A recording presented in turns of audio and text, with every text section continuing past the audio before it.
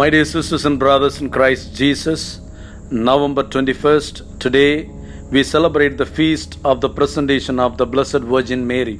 The liturgy of the Church today offers some very complex and almost obscure ways to try and focus our prayer. An ancient liturgical memorial of the Church which honors Mary's human generosity of a pure heart rendered over to God is the first focus. This liturgical celebration is based on a spiritual text of the 3rd century, namely Proto-Gospel of James, the Gospel of Pseudo-Matthew, the Gospel of the Nativity of Mary, and other apocryphal writings. We don't find any reference in the Holy Scripture. The story about Mary's presentation in the temple invites the believers to see Mary as totally pure of heart from early childhood. The Eastern Church in turn dedicated a feast to Mary based on this story and Mary's role in the Incarnation.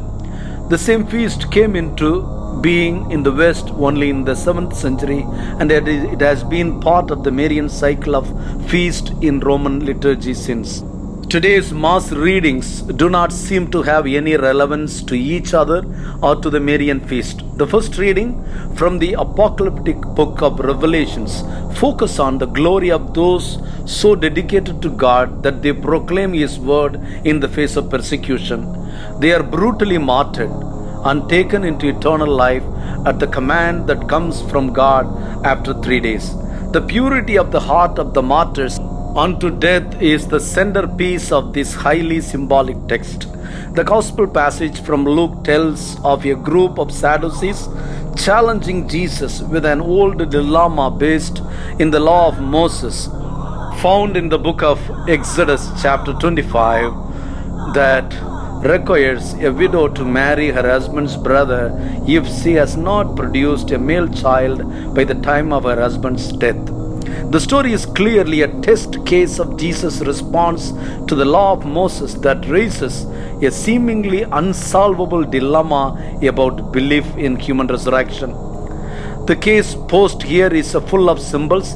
A woman does not give birth to a male heir at the time of his death, so she is required by law to marry an unmarried brother and try again to bring forth a male child. The second brother dies without enabling his wife to conceive, so she is handed over to the third brother. It happens until the 7th brother in total, complete and infinite, symbolized in number 7. She marries each brother down to the 7th, then herself dies. The question is, who is she married to in eternity? The case is intended to trap Jesus up and cause him to speak against the code of law or to produce an absurd answer which would cause him to lose any authority for his teaching. Jesus sidesteps his dilemma by teaching that those who are pure-hearted enough to enter the reign of God after death will not marry nor be given in marriage, because the focus of their eternal life will be God alone. There are many political and theological ramifications of Jesus' assertion that have fascinated historians, lawyers, and Bible scholars for centuries. By juxtaposing the text with the first reading about the pure-hearted martyrs who are called into heaven, the total self-donation of others who enter heaven, we can perhaps find a golden thread with the feast itself. In another passage from Luke, the evangelist quotes Jesus as saying, "Blessed are the pure-hearted, for they shall see God." To see in this context is to discern the will of God and to live it out. Those who are pure-hearted are not naive, they are wisely knowledgeable. They understand their choices as human person and always choose God first. To see God is to know and do God's will. The pure-hearted persons like Mary, as Jesus points out in John's Gospel, is the daily bread of life. Life to the full is the fruit of purity of heart, that is, the commitment to God's desire in all things. As we celebrate today the feast of the presentation of the Blessed Virgin Mary, there is no evidence that Jews presented their female children in the temple. They only presented the firstborn sons. So, what is today's feast of the presentation of the Blessed Virgin Mary all about? In Catholic tradition, we find that when Our Lady was 3 years old, her parents, Saint Joachim and Anne, brought her to the temple and put her into the hands of the priest in charge, who blessed her and her parents. Today's feast of the presentation of Our Lady presents us with two underlying ideas.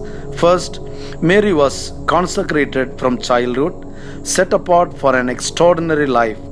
Mary knew since she was very young of her life to be from God and for God and God's service. At baptism, we too are presented in the temple by others, consecrated for an extraordinary Christian life for divine service. Today, let us in turn hold our friends, families, countries, and the world up to God and the Blessed Virgin Mary for consecration. Today's feast commemorates a visit of 3-year-old Mary in the temple in Jerusalem, where she was dedicated for the service of God and left in the temple to be raised as a consecrated virgin. This act was done in fulfillment of the sacred promise made by her parents. I find in the pseudo Gospel of Matthew and Proto-Evangelium and other apocryphal writings some interesting materials for our enlightenment in connection with today's feast. We also have the tradition that, like Elizabeth and Zachariah, Anna and Joachim also had their child after a long struggle of childlessness. This story, whether it was historical or not, does not matter. What matters is that this Proto-Evangelium has given us something very deep and rich in meaning. What does the author try to get us to understand in Proto-Evangelium? Proto-Evangelium means, proto means first, Evangelium means good news. First good news of salvation. Even the title of the book gives us an indication of something that we are to look at, namely that the first message of salvation that many believe appears in the book of Genesis. We read in Genesis 3:15 the first message of salvation for fallen man. We see in it the first message of God of our salvation after the fall of Adam and Eve. I will put enmity between you and the woman, between your offspring and hers. He will crush your head and you will strike his heel. The passage has been called the summary of the whole Bible because ultimately it talks about God's preparation over at the time of Genesis. That from the beginning of creation, God wanted to save and redeem the humankind, whose head will be crushed, that of Satan. All of evil will be crushed, but it will come from the strike on the heel of Jesus. Jesus will be crucified. This is what the early fathers understood from Genesis 3:15. This text strongly says God will save his people. God had a plan for salvation of humankind. That plan was revealed as soon as the sin entered into the world. 1 John 3:8 we read, the reason the Son of Man appeared was to destroy the devil's work. So both the Proto-Evangelium of Genesis and that of Proto-Evangelium of James speak about God's plan for our redemption. At this feast, the presentation of the Blessed Virgin Mary in the temple help us to understand the reality of God's entire plan, an eternal plan for our salvation. That in Mary, God was preparing for our salvation, Jesus Christ.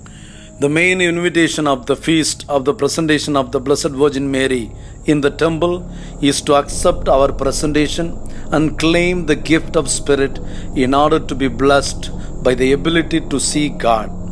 Grant, O Lord, through the intercession of Our Lady of Presentation, that we may receive the fullness of grace. God bless you, and happy feast of the presentation of the Blessed Virgin Mary to all. Have a beautiful day and a blessed weekend.